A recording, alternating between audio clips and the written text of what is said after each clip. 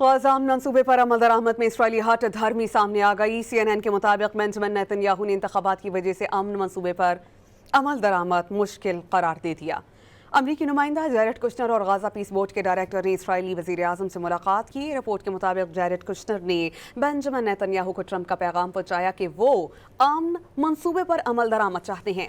Jared Kushner ने जोर दिया कि नेतन्याहू अमन मंसूबे पर पेशरफ्त में रुकावटें ना डालें, ताहम बेंजामिन नेतन्याहू ने पहले हमास के गैर मुसल्लह होने का मुतालबा किया। मुलाकात में इत्तेफाक हुआ कि हमास के गैर मुसल्लह होने तक ग़ज़ा में तामीर नौ शुरू नहीं होगी। कई घंटे तक जारी रहने वाली मुलाकात किसी बड़ी पेशरफ्त के बगैर खत्म हो गई। ग़ज़ा मंसूबे पर अमल दरामद में इसराइली हट धर्मी सामने आ गई। CNN के मुताबिक बेंजामिन नेतन्याहू ने इंतखाबात की वजह से अमन मंसूबे पर अमल दरामद मुश्किल करार दे दिया। अमरीकी नुमाइंदा जैरेड कुशनर और ग़ज़ा पीस बोर्ड के डायरेक्टर ने इसराइली वज़ीर आज़म से मुलाकात की। रिपोर्ट के मुताबिक जैरेड कुशनर ने बेंजामिन नेतन्याहू को ट्रंप का पैगाम पहुंचाया कि वो अमन मंसूबे पर अमल दरामद चाहते हैं।